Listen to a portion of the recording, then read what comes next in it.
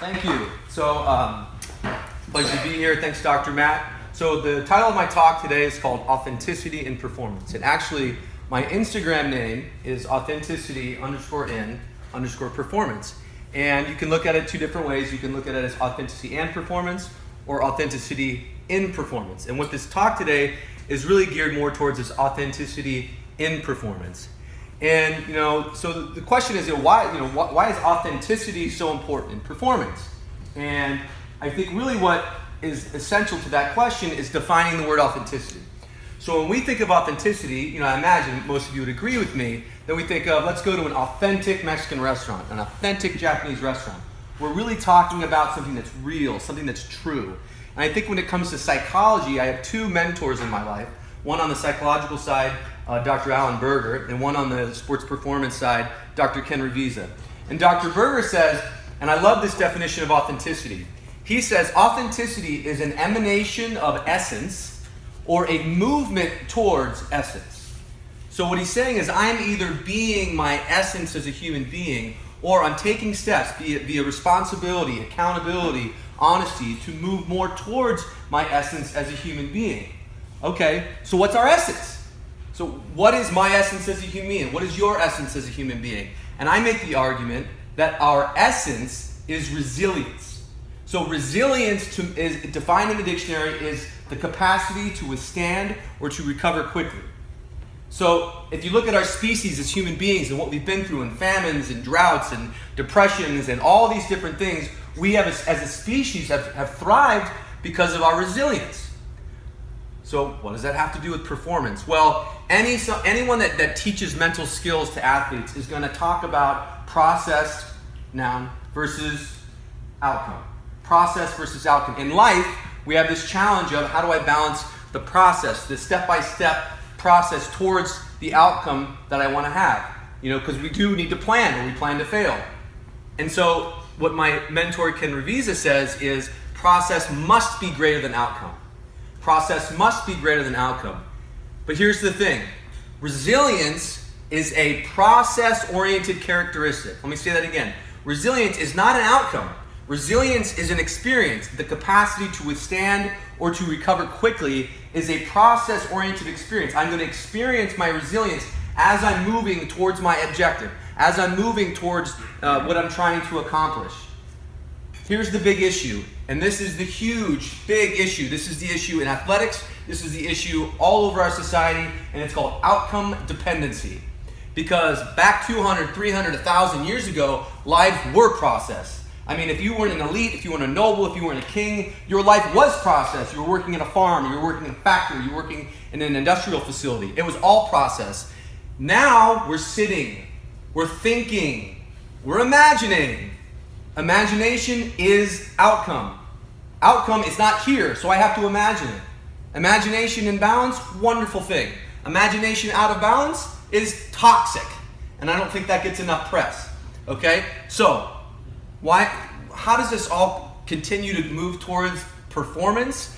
Is because resilience is a process-oriented characteristic. Who I am is resilience in my essence. And we have an outcome-dependent problem.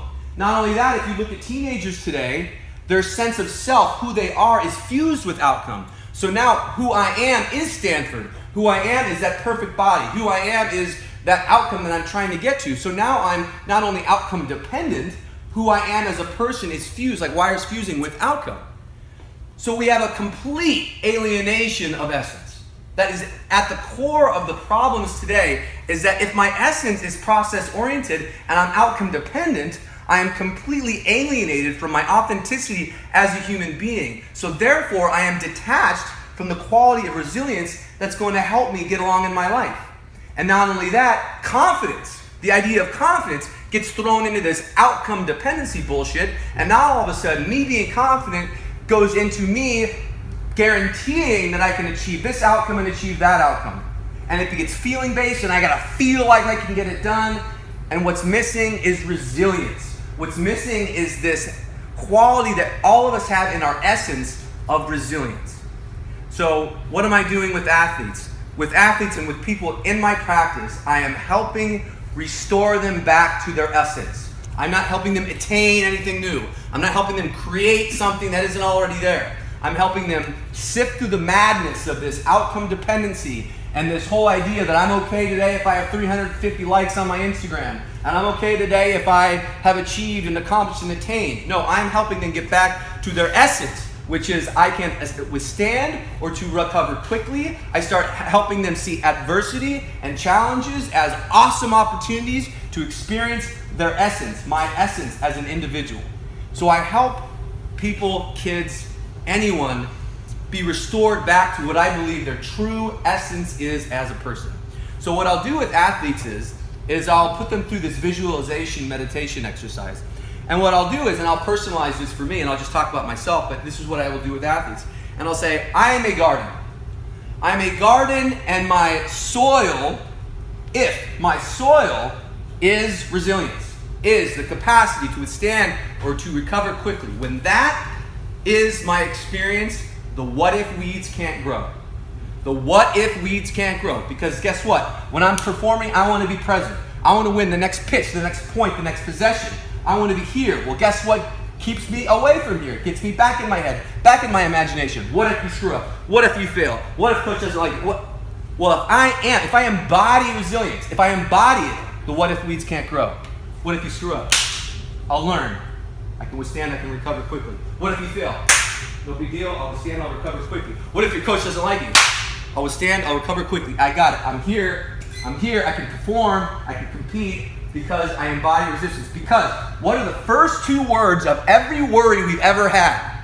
What if? The first two words of every worry we've ever had is what if. So if I embody resilience, if I believe in my resilience, I am no longer worried about shit coming down on me. I'm ready. Because who I am as a human being is resilience. So that's what I do with athletes. That's what I do with people. That's what I'm doing with myself as I speak. And I try to stay connected to my resilience because I've already made 5 mistakes today. But that's okay because I can withstand. I can recover quickly. And I can learn and I can evolve and I can grow. So this is my passion in life. This is what I like to help teenagers with, athletes with, adults with, really anybody with. But this is, to me, the essence of me is resilience and helping people tap into that, because for so long in my life I was so addicted and dependent on outcomes and being in a certain place and having a certain amount of money and looking a certain way that I felt just so inept not to realize that I had the cart before the horse. And once I got the cart in front of the horse, or behind the horse, thank you, once I got the cart in the right place, I felt a sense of being able to take care of myself and a lack of worry and fear that something bad's going to happen.